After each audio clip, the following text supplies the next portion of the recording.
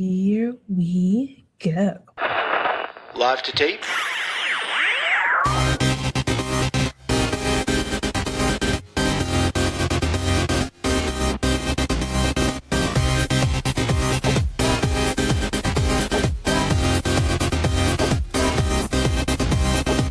Welcome to Millennial Season 3, Episode 38. I am Andrew.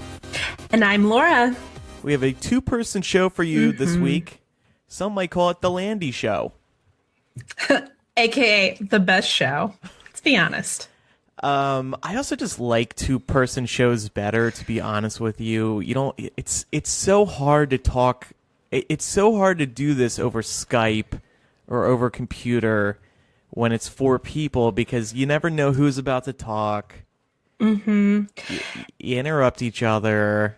Right. And after 10 plus years of doing this, we somehow still can't get around interrupting each other.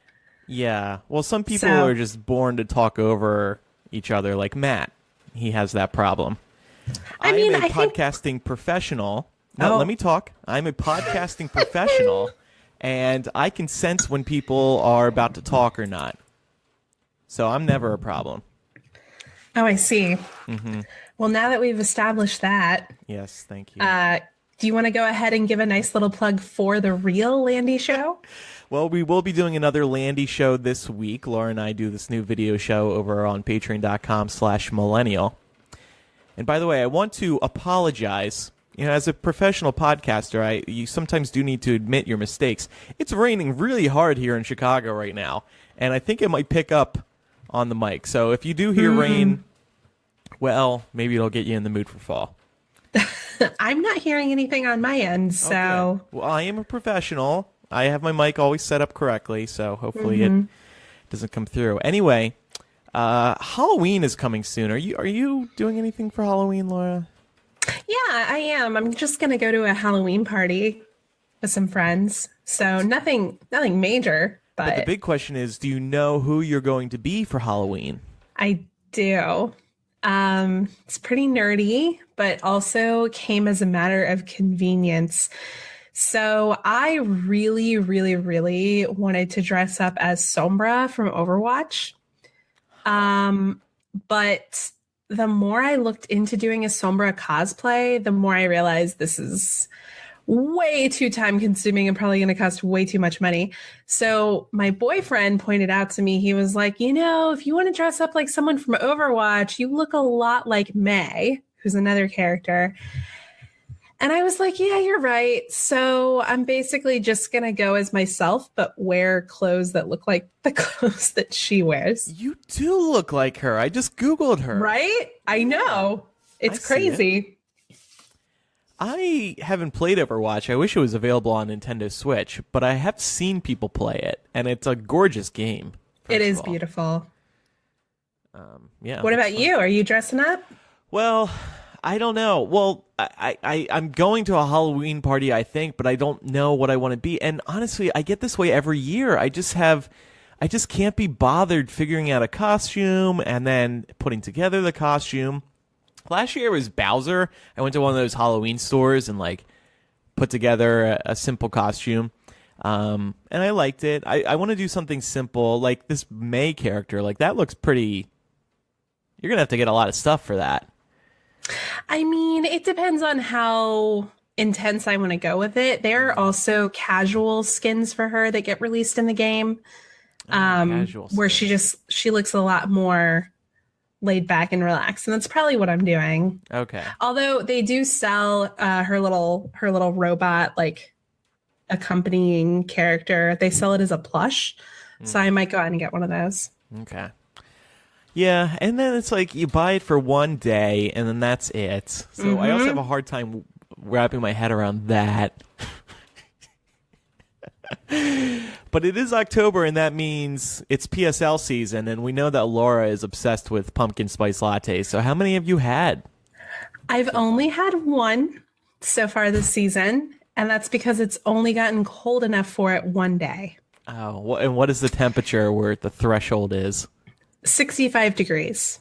Once it hits 65 degrees, I can go PSL. Before that, I'm not going to do it. Even though the other day I went through Starbucks and they had a special PSL birthday promotion thing going on where to celebrate like the 10th anniversary of PSL, they were giving out free pumpkin spice whipped cream. And I thought about it for a second. I was like, oh, I want that whipped cream. But then I was like, nope, it is 72 degrees. You may not. So what I'm taking away from this is that Starbucks charges for whipped cream. No. Like they were going to give you a whole can. Oh. As like a birthday gift for PSL. Oh, wow. That sounds very healthy. Yes. Especially when I take it home and just like upend it into my mouth. Just spray. Just guzzle that PSL. Amber, who's listening live right now on Patreon, she says, Laura, I can totally see you rocking this costume for Halloween, even if it's just the simple tank top outfit. Yes, that's actually one of the ones that I was considering. Okay. And Rachel says, in Australia, we have PSLs even though it's spring. Because, they're like on a whole different side of the equator down there. Yeah, it just doesn't work. No, I agree. No, it's blasphemy. Why wouldn't Starbucks down there just offer the PSLs in like March, which would be Australia's fall? The hell. So we have lots of news to talk about today. We do. We'll see how long the episode is. Oh my God. We're going to have to try and keep this shit streamlined. Yeah. We do have one piece of really quick streamlined news that we can talk about. This went viral on the internet a couple of days ago. Mike Pence went to an Indianapolis Colts game a few days ago, and he was there very shortly. He left after the national anthem was sung in protest of the protesters kneeling during the national anthem, which in and of itself, I was like, okay, whatever, you're a conservative fuckhead. This is very typical for someone like you. But then it started leaking out that the press was told to stay in the bus they came in because, quote, there may be an early departure. And then Trump tweeted that he had told Pence to leave if some of them knelt. And of course, a couple of them were going to kneel. And so the impression that everybody is getting is that this was a publicity stunt. And then CNN did the math and figured out that it probably cost the Secret Service around $250,000 to get Pence there, protect the stadium, all of that. Yeah. You know what else $250,000 could pay for? A house for me. That's true. It could also pay for Mike Pence's entire year's salary. So I wonder if he wants to give that back to the taxpayers. Yeah, well, and it's also bullshit because what are Republicans always complaining about? Oh, we need to spend less. We need to spend less. And here we go, $250,000 publicity stunt just to make a point about kneeling and to bring it back into the national debate, which hasn't been going over that great unless you're within Trump's base. And, like, why does Mike Pence want to be Trump's bitch? Like, why does Mike Pence want to be bothered with this quick little trip to the football stadium? It just all seems so silly. It does. And I'll be the first to say that I oftentimes find people who nitpick travel budgets for people in office to be pretty aggravating because by the virtue of the positions these people hold and needing to keep them safe, it is more expensive for them to go out and do these things. And that's just something that we as the taxpayers have to accept most of the time. But given the way this administration has just been spending willy-nilly, I mean, it's to the point where they can't even actually really pay the Secret Service anymore. And like the Secret Service owes them money in some cases because they're staying on Trump properties. It's just insane. And when I look at somebody who managed to blow through $250,000 in the span of 15 minutes, I'm like, come on, bro. Yeah. Yep. Not cool. So turning to some other news, Laura, before this past week, did you know who Harvey Weinstein was? No. Okay, and I think you're definitely not alone there. Harvey Weinstein is a mega Hollywood producer. He owned the Weinstein Company. They've produced several Oscar-winning films. The Weinstein Company is kind of one of the darling little studios of Hollywood.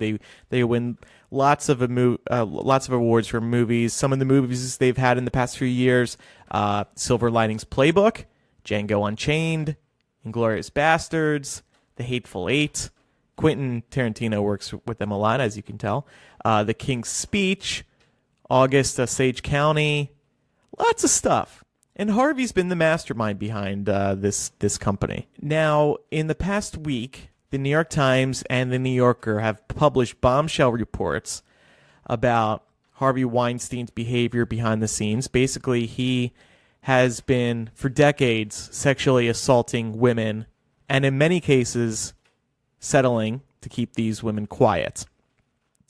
So this has really snowballed in the past couple of days.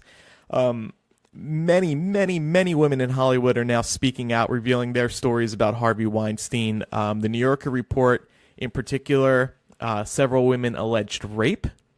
There were a lot of horror stories in the New York Times article about Harvey bringing these women into his hotel room and then getting naked, asking for massages, masturbating in front of the women, etc. Just a lot of really bad behavior. And this has really rocked Hollywood.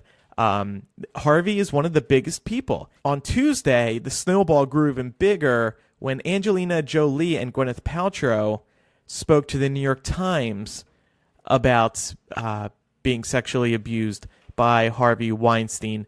So it's just made Hollywood really rethink everything in terms of how they treat women. And here's the problem.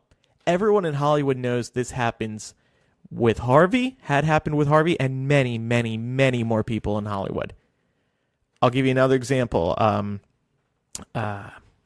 X-Men director Bryan Singer, gay guy. He has been accused for years, accused of abusing young guys. And he has settled in some cases. There have also been, we can't forget Johnny Depp. He beat his ex-wife, and his former business partners allege the same. And many people in Hollywood are saying this is just the tip of the iceberg. The reason this Harvey story is blown up is because, like I said, he is such a big name in Hollywood. But now, in light of these reports by the New York Times and the New Yorker, Harvey was fired from his company. He says he'll be getting help. He says he wants a second chance, but he won't be getting a second chance. I follow a lot of hashtag film Twitter on Twitter, so I've been seeing a lot about this, and my head after today is just spinning. Like all of the stories coming out are just remarkable. And another angle to this is how so many people just didn't fucking say anything. And I'm not talking about the women who are abused. I know that's hard.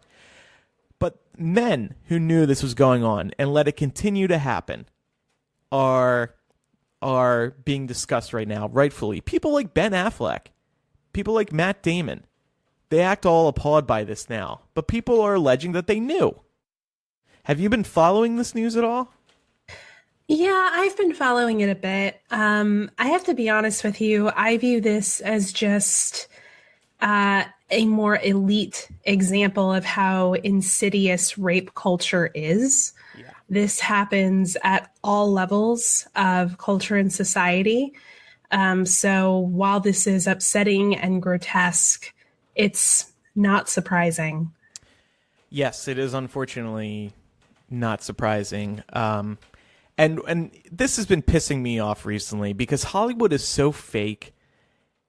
Everyone is just looking out for themselves in Hollywood. These poor women were, in many cases, abused by Harvey because he wields so much power. He can get them a job. He can make them a star.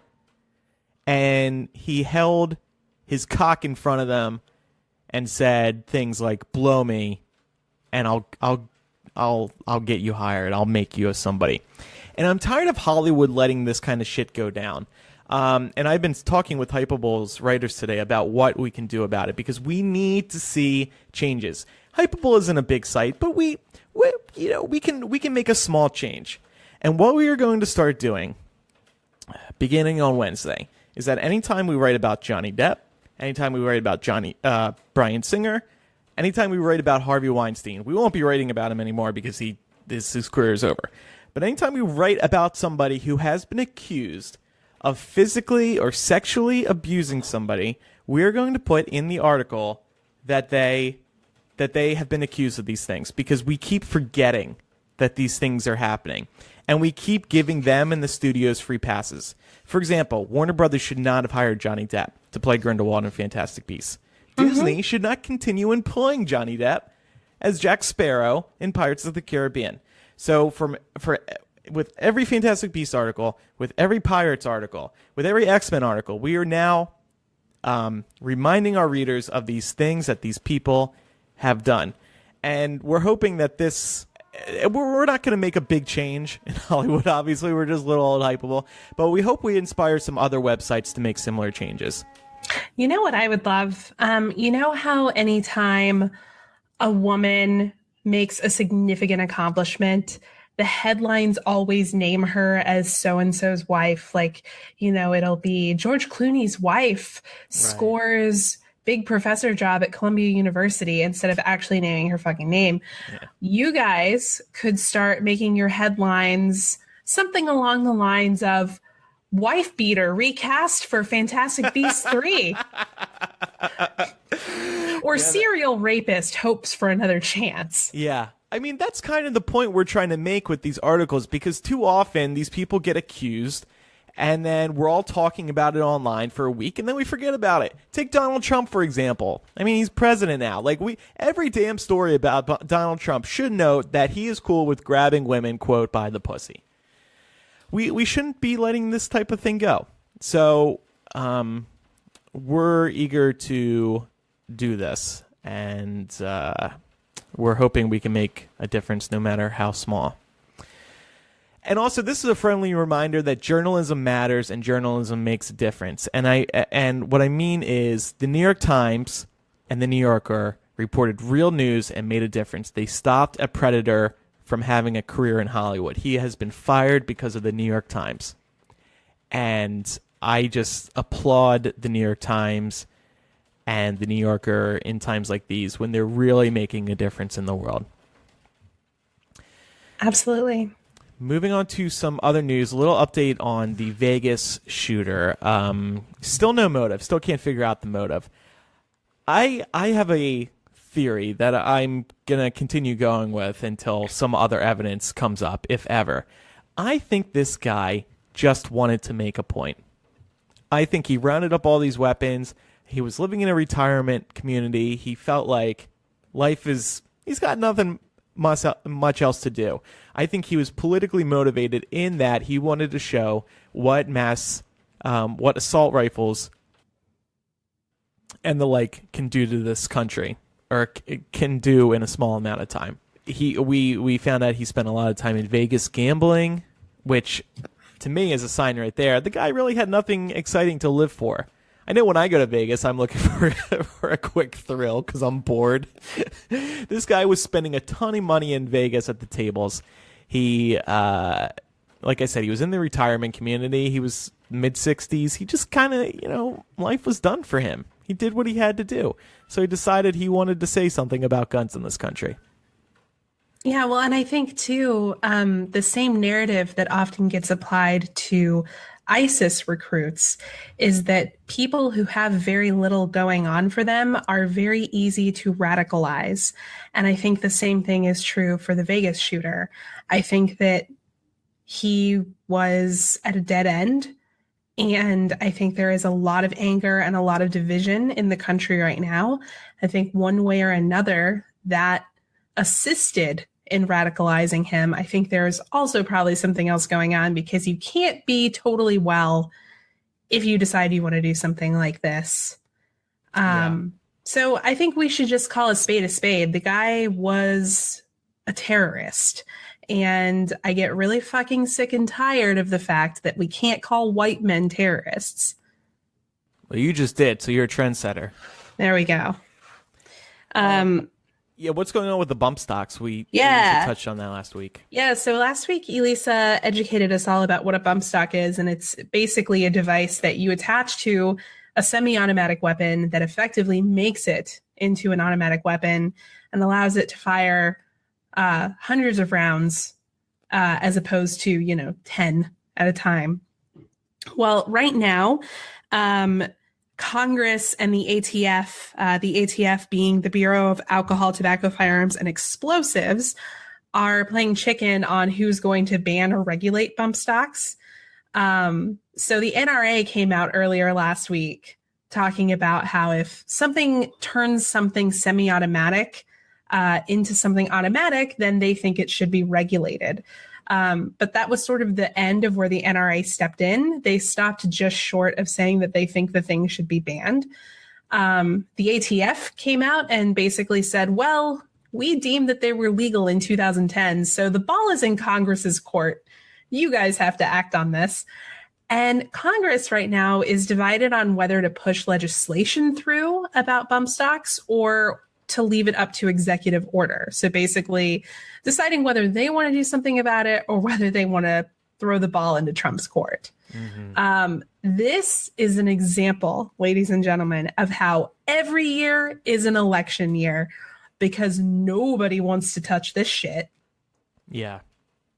This is a game of hot potato and nobody wants that shit which is landing sad in their corner. Because the polls I've seen so far seem to indicate that most people are in favor of not being able to upgrade weapons to shoot them faster and thus kill more people in a shorter amount of time.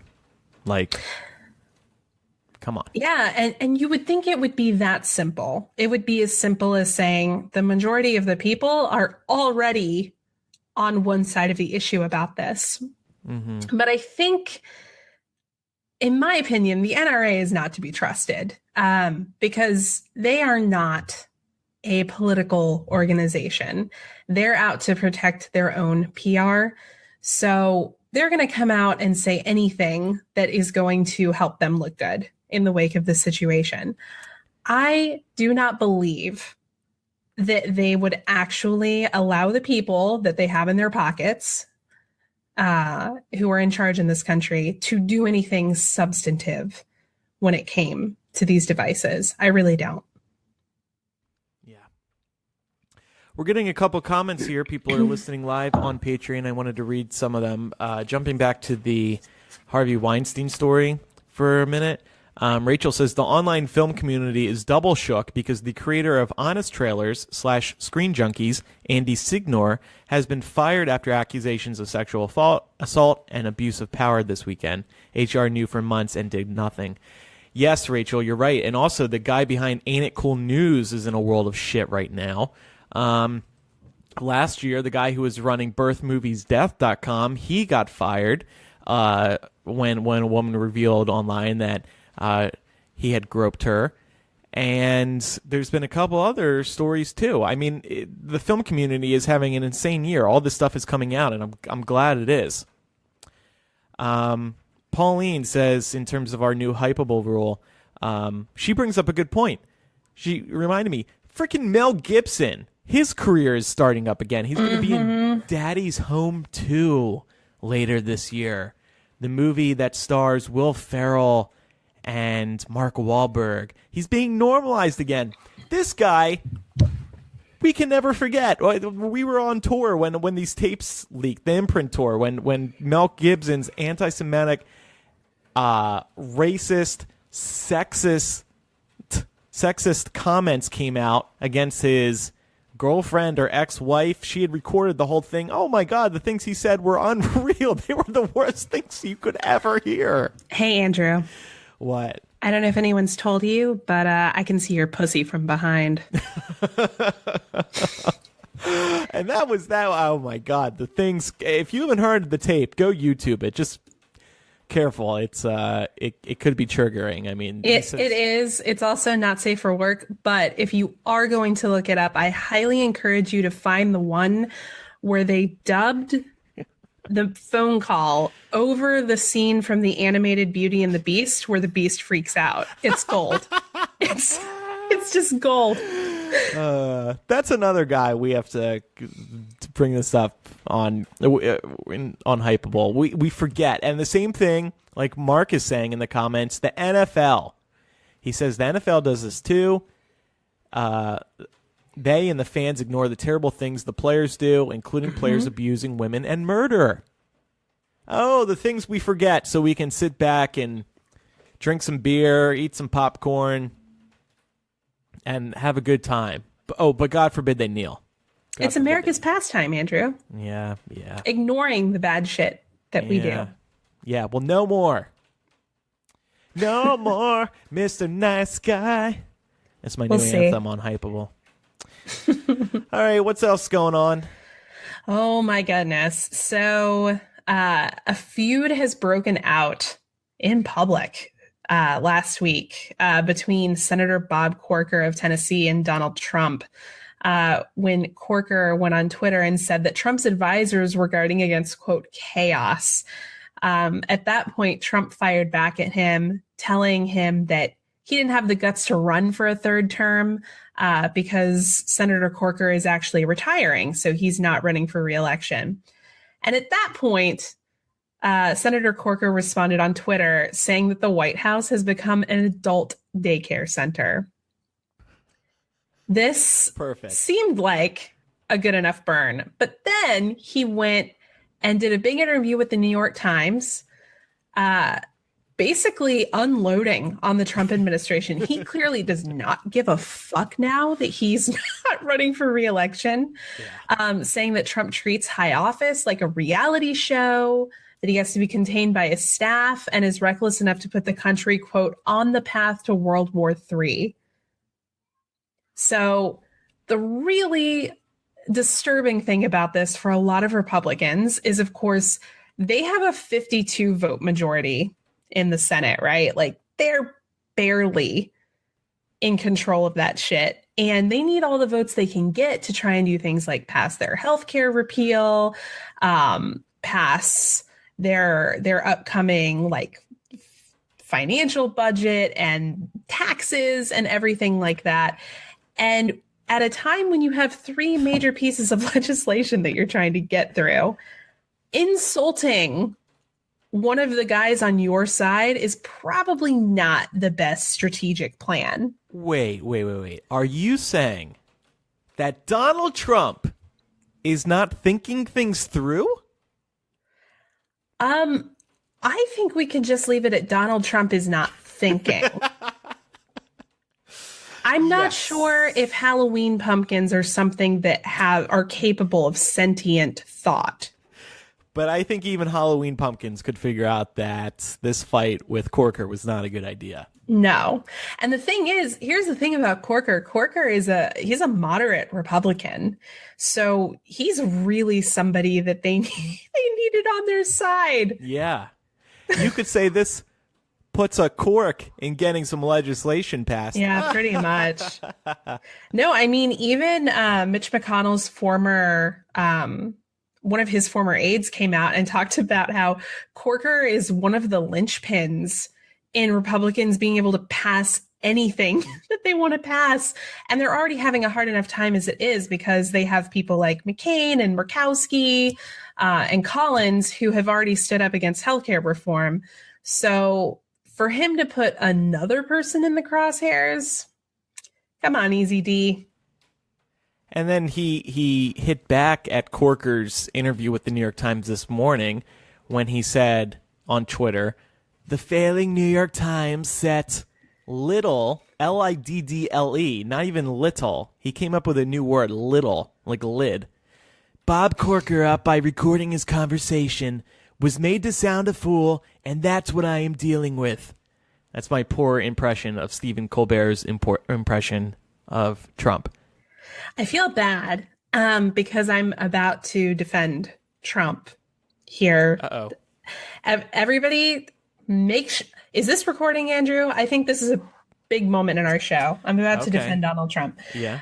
In your criticism of his word little, I think it's possible that he may have been writing that tweet through voice dictation because American English speakers, that's how we say the word little. We don't say little. Well, we pronounce it with that flapped T. So do you think he dictated an apostrophe as well? Because the tweet says LIDDLE apostrophe and then nothing after it. I cannot defend the poor use of, punctuation. No. Hey Siri, tweet. What would you like the tweet to say? Little apostrophe. Well, so Trump is saying that Bob Corker shouldn't have had been recorded. He should have said, no, they're recording. But, dude, that's how you fucking conduct an interview, and Bob Little knew. And then the New York Times released a transcript of the part where the New York Times says, and, you're being recorded, right? And, Bob Little said, I keep calling him Bob Little now. Bob Corker said, yes, I know I'm being recorded. And from what I think I read earlier, he knew he was being recorded. So that whole argument is fucking pointless. And Trump is like, and that's what I'm dealing with. You started this, idiot. God. His idiocy knows no bounds. It's just absolutely remarkable. Yeah, it's kind of like, has anybody ever been in that situation where you're leaving your job and you're on your last day at the job? I feel like that's Bob Corker right now. I feel like the man has one foot out the door and he's like, anything that y'all fuckers do to piss me off on my last day, I'm going to shit down your throats. Yeah. Well, and I hope he keeps doing it. And it's also like John McCain. He knows, unfortunately, that he is going to be dead soon. He's going to die of cancer soon. He's on his way out. And so he does that epic thumbs down during the healthcare vote. He's been very critical of Trump, more so than ever in these past couple of months. We need to trust these Republicans who have nothing to lose. That's where we'll find the truth. People who need to stay in office, they're going to keep backing Trump because they need his support. They need to not turn off his followers. So I just wish Republicans would pay attention to that. Yeah, I mean, I think the ones that aren't paying attention aren't actually Republicans. This whole Tea Party bullshit, these are not real Republicans. I can have respect for real Republicans, for people like John McCain and Bob Corker. These are Republicans who, in terms of the substance, I find myself in disagreement with them much of the time. But in terms of their ability to lead and their ability to parse an issue and understand that not everything boils down to party lines, I can respect somebody like that. And we need more people like that on both sides, quite frankly. Yeah. So speaking of stupid debates that Trump gets caught up in, the NFL debate continues regarding the players kneeling or not. Jemele Hill, she is a host on ESPN. She has been caught in the crossfire here. She had made a couple of remarks a few weeks ago. Last month, she tweeted that Trump was a white supremacist, which, not wrong. And the White House said, well, she should be fired for that. And, of course, that brought up a debate. Well, why the hell is the White House telling privately owned corporations who should be fired and who shouldn't be? And then this week, after the Dallas Cowboys owner Jerry Jones said that he would bench any players who disrespect the flag, Jemele Hill suggested on Twitter that fans who disagreed with Jones's stance should boycott Cowboys advertisers. And this got her in trouble with ESPN. They called this her second offense. She violated some rules that they are violated some rules in their social media policy that they have yet to actually reveal. So she's been suspended for 2 weeks now. She was doing her job, though. I mean, she's an ESPN commentator. She talks about sports. I think she had every right to say on ESPN, if people don't agree with Cowboys owner Jerry Jones, they should boycott the advertisers. Now, to play devil's advocate, those same Cowboys advertisers are probably advertising on her place of employment, ESPN, as well. So I can see where that gets a little dicey because she could be calling for people to boycott the people who pay her own paycheck. Yeah, I think this is one of those cases where you follow the money to see where an organization truly falls in terms of these issues, where their opinions actually lie.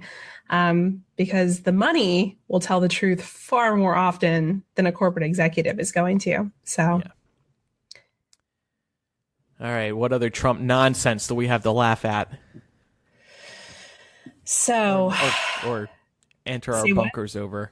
Yes. Everyone, I have an announcement to make. Winter is coming. And by winter, I mean nuclear winter with North Korea. Dun, dun, so dun, dun, dun. we should play the Game of Thrones music.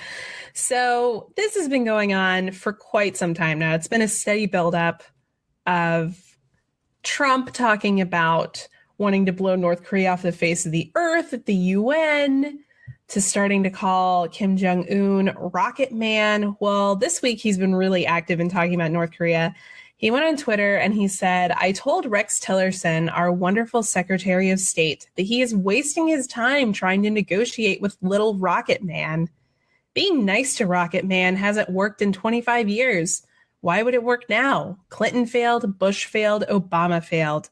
I won't fail. So people see this and they're like, okay, is this just political posturing from Trump? Probably. It's what it usually is. But then a couple days ago, he had some off-the-cuff remarks in front of some reporters after a dinner, and some video was actually caught, and we're going to play it right now. Yeah, and also worth noting, he's standing there with various military officials and their spouses. It's one big group photo with like all the higher-ups in the military. And then here's what happens during the photo op. Well, reach the calm before the storm. What's the storming? Could be the calm before the storm. What storm is We have the world's great military people in this room. I will tell you that. And we're going to have a great evening. Thank you all for coming. Thank you. What storm, Mr. President? You'll find out. So completely unprovoked, he decides to hint that a storm is coming with all these military people present. And then, of course, a reporter say, "What storm? What storm?" You'll find out. Oh, good. Glad this is a whole reality show for you. Find out if we're bombing North Korea after the break. Yeah, exactly. And he's also throwing around comments like, we have, something along the lines of like the most robust, the strongest military. And I'm like, oh my God. That makes me hard. Strongest. But then he was like, yeah, we're going to have a good night. I'm like, wait, are you bombing them tonight, Donald? Or is that just when the pee-pee party is happening? Heyo. I know. But seriously, I think he's going to kill us all. I really do. Yeah. I think, or at least some of us. Yeah, I'm starting to take a look at bunkers, how much they cost. Instead of buying a house, I'm thinking of buying an underground bunker. I think they're a little cheaper. I mean, you are in Chicago now, and they have a pretty big mine somewhere near there, I think. Do they? I'll have to look into that. Okay. Yeah. No, to be honest with you, we were all, the four of us were kind of joking around in the group about fleeing in the event of nuclear winter. Well, let's clarify that. Not all of us were joking. Elisa seemed dead serious that we should flee.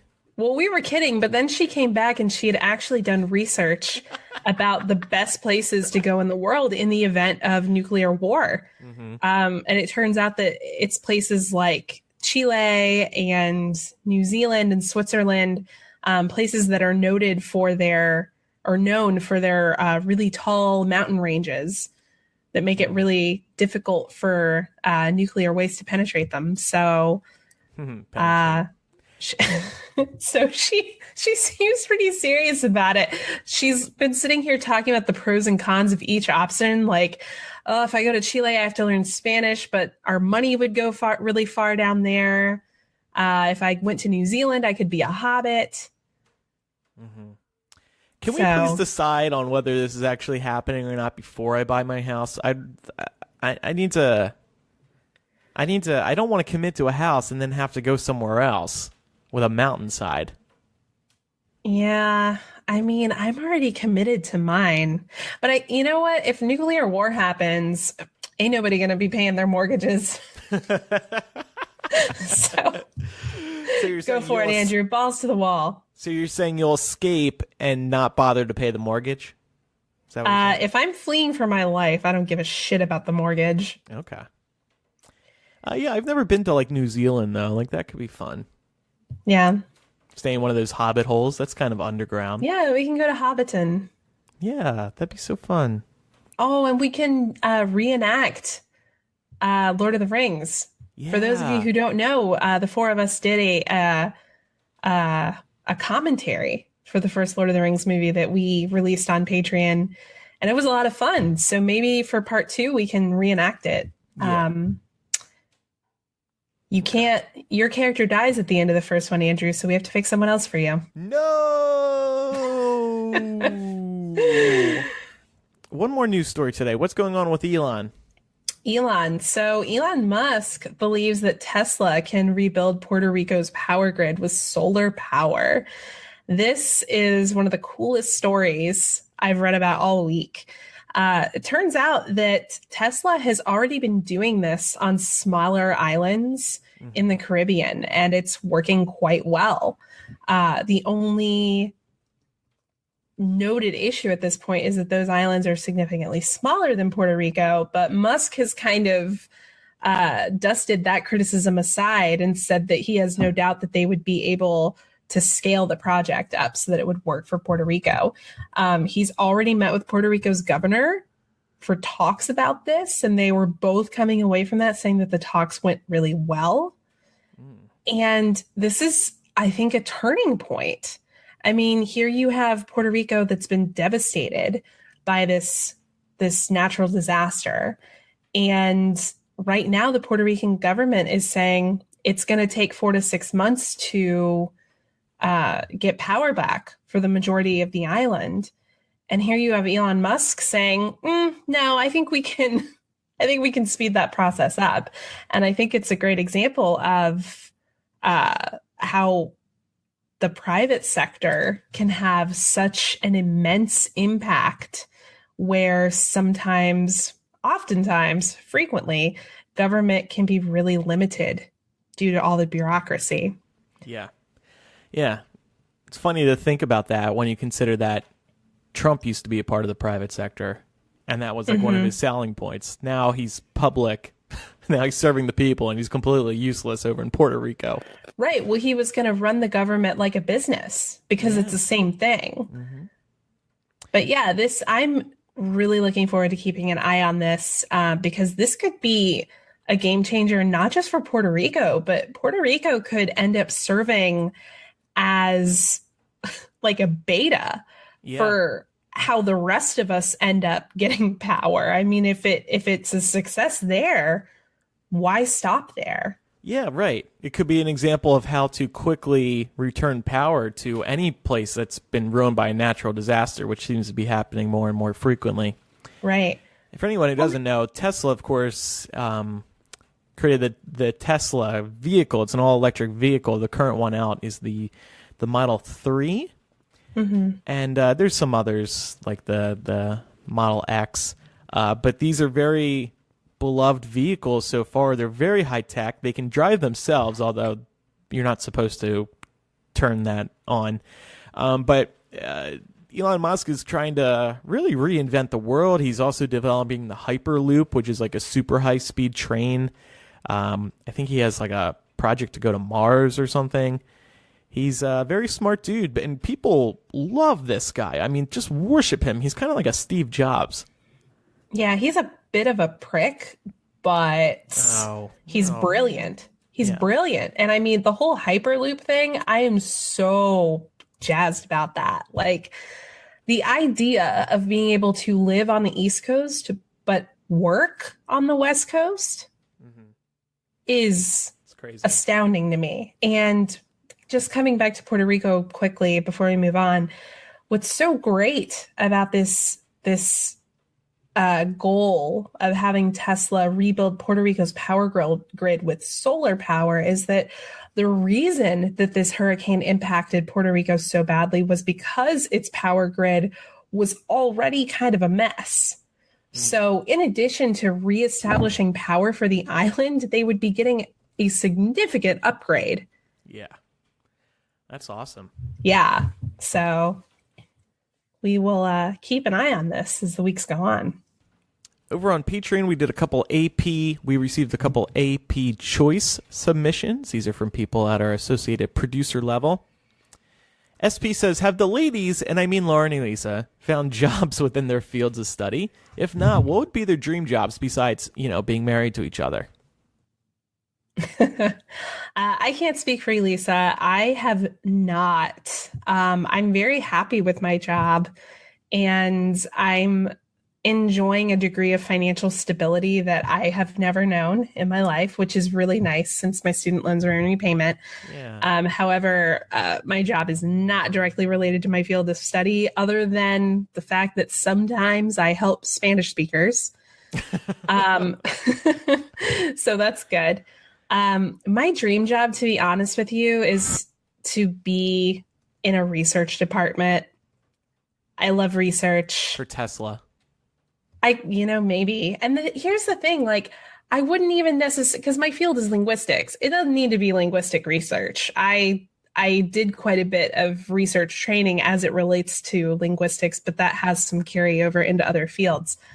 But yeah, I want to be able to do some kind of research where it's related to people and how people are using things and what we can do to improve those things to make life better. Okay. That's the dream. Yeah, good on you. I was studying radio, TV, film before I dropped out, and I'm still kind of involved with that. So if there was a major in podcasting, maybe I would have done that. Right?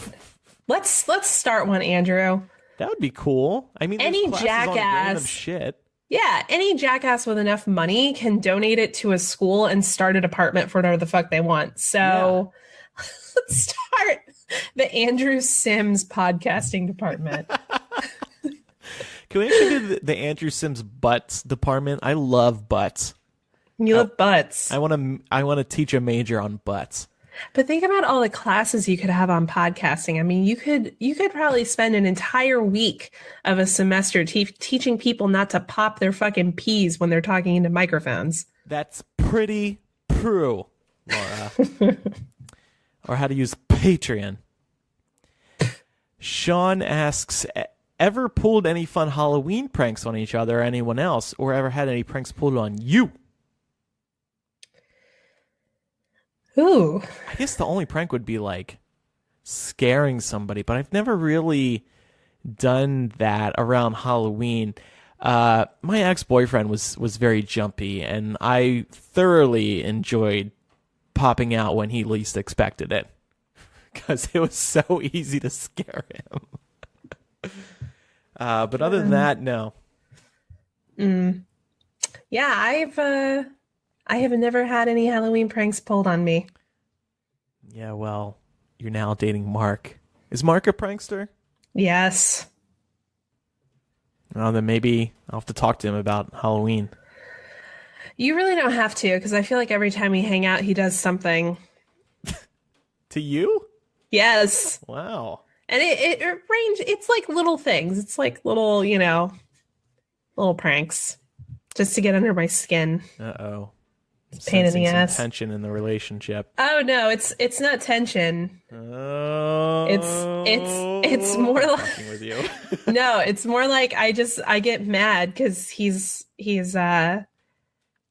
we're very equally matched. So I don't feel like I'm very good at catching him in the process of deceiving me with pranks. So it would be Halloween pranks would be fun, just to scare the shit out of friends. Like, I don't know, dress up as like clown Donald Trump and just like creep up to them while they're sleeping in the middle of the night and slowly stir them awake. Oh, that'd be so fun. That would be cool. I'm going to do that to you next time I see you. Okay. Surprise me by putting a finger up my butt. I don't think that's a prank for you. Yes, it totally is. Wink, wink. I would hate it. Please don't. Okay, it's time for Surprise Bitch. And we are quickly turned down. Wow. That wasn't even just you didn't answer your phone. That was you fucking sent us straight to voicemail. Oh my God. How often do you do that? Am I right? When somebody calls and you don't want to answer, but you also don't want them to know that you hung up on them, so you just let it ring? Yep. Oh, I do that all the time. I did that to Eric the other day. Well, that's understandable. Okay, let's try Jeremy. Maybe he'll answer. Hello? Jeremy. Jeremy? Yeah. Yo, surprise, bitch. Surprise, dude. bitch. Millennial, what's up? Hey. Not much. How are you guys? Pretty good. It's just Laura and me in this episode. We're just shooting the shit. Oh, nice. Talking about Trump being a douche. Talking about Halloween. Talking about butts. Oh, wow. All right, then. Jeremy's like, I'm on board. I'm listening. Where are you in America? I live in Connecticut. Do you like it there? Yeah, it's fine. I just moved here a couple months ago with my family, so we're still getting used to it. Mm-hmm. Where do you come from? I grew up on the East Coast, but most recently moved from Colorado. Ooh, nice. Where you were smoking pot legally. Yeah, all the time. No, I'm responsible. I have a 2-year-old daughter, so. Oh, I see. Yeah, we're responsible parents who have to remain, sober. Right, that makes sense. How long have you been married? This December it'll be 7 years. Wow! Oh, congratulations! You've held thank you. You've held it together better than any of us have. So, yeah. Plus, you had a daughter. Well, I'm probably also a little older than you guys, so. Oh, yeah. So it's flu season, and we wanted to bring back one of our classic questions, which is, are you vaccinated? Did you get your flu shot? I did not get it yet, but I actually had the flu last week, surprisingly. Oh, no. So I'm a scientist, so I'm all pro-vaccination. I just didn't get mine yet this year, but my wife got hers already, which isn't usually the case. I usually beat her to it, but okay. Yes, pro-vaccines all the way. Yeah. Sweet. And that's actually pretty early in the season to get the flu anyway, so. Yeah, that's what we thought too. It wasn't so great. Laura, did you get yours? I did. I got mine last week. I did too. Yay. Look at us. We should just take a picture standing back to back with our Band-Aids on our arms. Yeah. And you know why I highly recommend it, and not just to avoid the flu. A lot of these places that do them, well, A, they're free, hashtag thanks Obama, but also, like CVS gives you a $5 coupon off a $25 purchase when you get your flu shot. Oh, wow. Yeah. So it's like, and it's worth not being deathly ill. So yeah, exactly. But I mean, that coupon. Good points all around. Yeah. So as a scientist, does it just bug the shit out of you when you see people saying no to vaccinations and like even climate change? Oh, of course. Yeah. My family's in that boat for the most part. So it just makes it all the much more irritating. What kind of science do you study? Biochemistry. Biochemistry. Oh, man, Lauren, this guy's really smart. I know. I'm feeling a little bit inadequate at the moment. I can see why somebody married him. Oh, yeah. So Speaking of the world, there's a lot of bad shit going on in the world right now. And we just wanted to ask, are you okay? Is there anything that you want to get off your chest? Oh, boy. Well, if you would have asked me this before the last question, I probably would have said it just really bugs me when people aren't willing to trust that scientists know what they're doing, and also that facts no longer apparently matter. So those are my two biggest beefs in the world today. Yeah. Yep, me too. Well said, and I agree. And it must be a little scary raising a daughter in this world. Oh, sure. Especially with, the current news story with all of these old, all too powerful men being accused of some pretty heinous crimes. So hopefully, maybe after 2020, things take a turn for the better. Hopefully. If not sooner. We do talk about that in today's episode as well. It's nuts what's been going on in Hollywood the past few weeks. Yeah. All right, Jeremy, well, thanks for picking up. Of course. We always treasure it. And thanks for listening. Thanks for your support. Good luck raising a daughter in this world. Problem. But you're a scientist and you're probably rich, so I think you're... that is definitely not true. Scientists are not rich people, believe me. All right. All right. Well, thanks again, and have a good night. Sure. Take care. You too. All right. Bye. Bye. He was nice. Yeah, he was really nice. Mm-hmm. Man, I wish I was dating a scientist. It'd be pretty cool. Yeah, but think about all the pranks they can pull on you then. What? They can make up all kinds of fucking science lies, and you would probably believe them by default. Oh my God, that's so true. Don't get a flu shot. Okay. Trump is right about about Earth. Okay.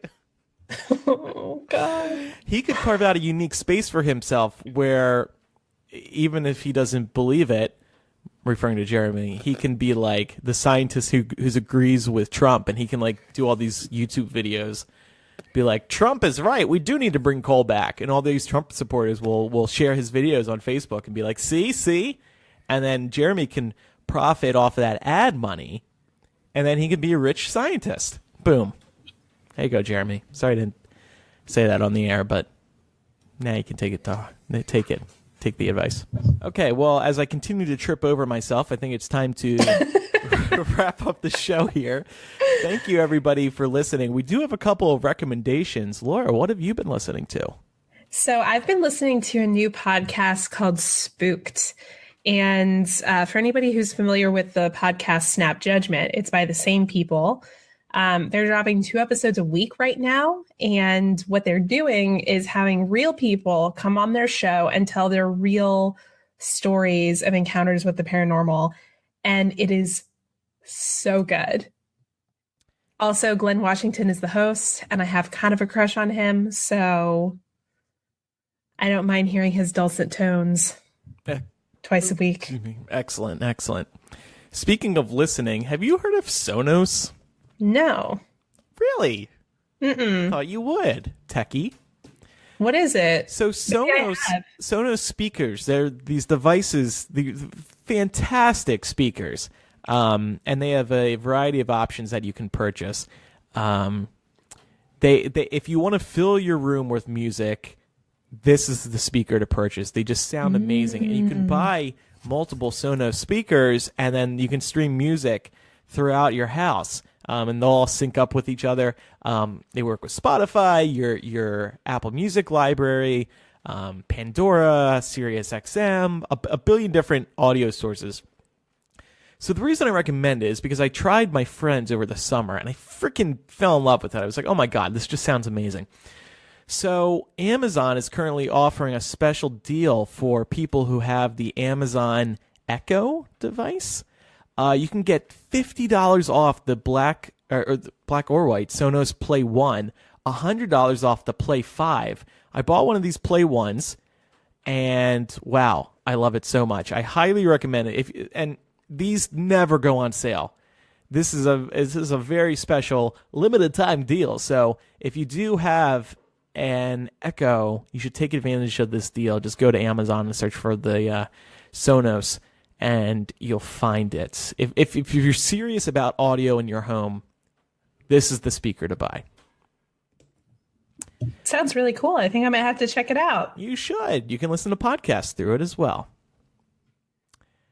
On After Dark today, we're going to talk about a topic we meant to get to last week, but we just ran out of time. One of our listeners, Sarah, wrote in about unpaid work and dealing with unpaid work, why people have to deal with it. And we wanted to talk about our own experiences with it. And we also got feedback from listeners. So Laura and I are going to discuss our opinions on unpaid internships and whatnot. And also, I want to talk about the internet angle. A lot of people aren't paid to write on the internet. This has happened on Hypo. I haven't been proud of it. We're actually fixing that right now, which I'm very proud of. So we'll talk about all that over on patreon.com/millennial. Our Patreon does keep this show going. We need your support. We love your support. So thank you, everyone who has pledged. You can pledge as little as $2 per month. Speaking of the $2 level, we just launched our new Palace Intrigue benefit.